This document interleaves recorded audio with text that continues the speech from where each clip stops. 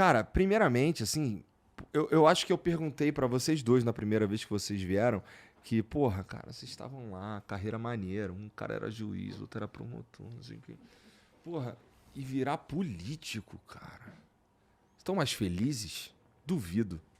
Na cara do Moro, ele não tá muito feliz. Mas olha, a vida leva para alguns caminhos. Então, o que aconteceu? Eu, em 2018, recebi o convite para ir para o Ministério da Justiça. Uhum.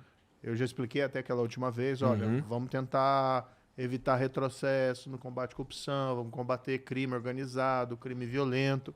Então, você vê como uma oportunidade. Uhum. Depois aconteceu aquilo tudo, e o caminho que eu encontrei hoje foi entrar na política para levantar a bandeira de novo do combate à corrupção, da integridade na política, aquela ideia, a política tem que sempre melhorar a vida das pessoas. Parece um clichê, e é utilizado pelos políticos, mas assim, a gente também não pode colocar todo mundo na vala comum.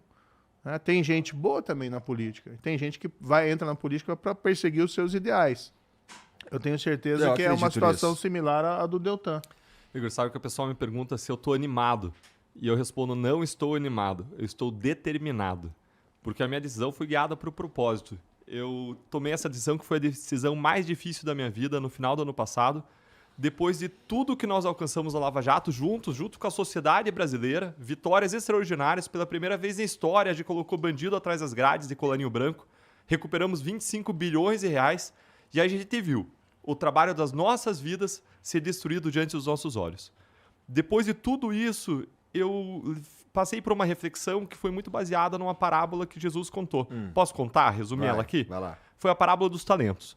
Jesus contou que um senhor foi viajar e deixou 3 servos encarregados de talentos. O primeiro recebeu 5, o segundo servo recebeu 4 talentos e o terceiro recebeu 1 talento. Talento, naquela época, era uma quantidade de metal. Podia ser um metal precioso, um metal não precioso, mas tinha um valor econômico. E esse senhor foi viajar e ele voltou e deu conta dos talentos, cobrou os talentos. E o primeiro disse, olha, eu trabalhei e multipliquei os 5, transformei em 10. O segundo disse, olha, eu multipliquei os 2 e transformei em 4. E o senhor disse, servos bons e fiéis foram fiéis sobre o pouco, sejam colocados sobre o muito. E o terceiro servo, ele veio e disse, olha, está aqui o talento que o senhor me deu. Eu fiquei com medo porque eu sei que o senhor é um senhor severo, eu enterrei esse talento e agora está aqui ele inteirinho de volta. Ou 1 talento que o senhor me deu de volta. E aquele senhor, na parábola que Jesus conta, diz, servo mau e servo negligente. Servo inútil, seja jogado de choro e ranger de dentes, nas trevas. Essa mensagem é pesada. Ela traz 2 princípios centrais. O primeiro princípio é, nós somos responsáveis pelo modo como nós usamos os talentos que Deus nos deu, ou, se você preferir, que a vida nos deu. E a questão que aparece aqui é como você tem usado os seus talentos na vida. O segundo princípio que eu extraio dessa parábola, dessa história, é de que nós devemos estar dispostos a tomar decisões de risco, a dar passos de fé, para usar bem os talentos que Deus colocou nas nossas mãos.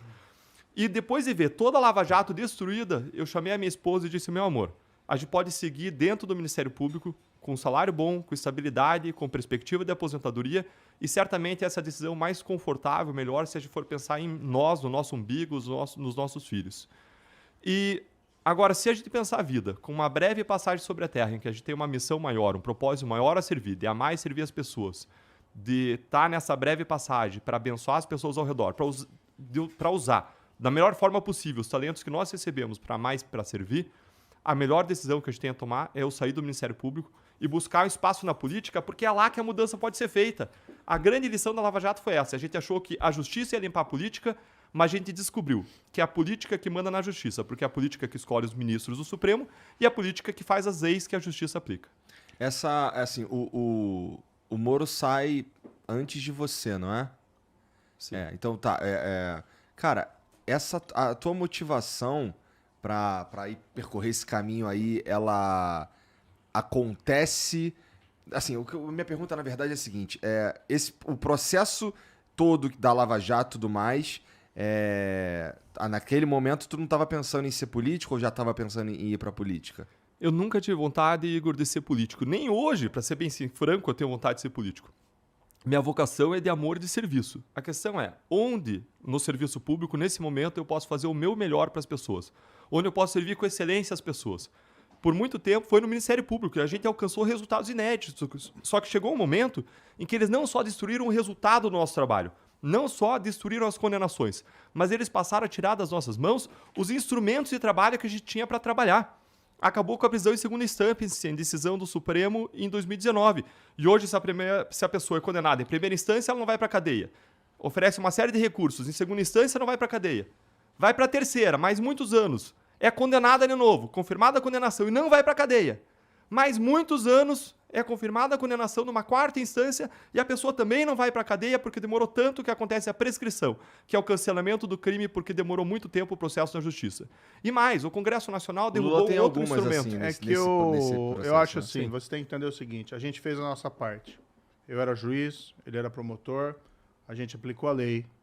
Muita gente poderosa, pela primeira vez nesse país, foi presa. O pessoal inventa lá, foi perseguição do PT. Não foi perseguição do PT.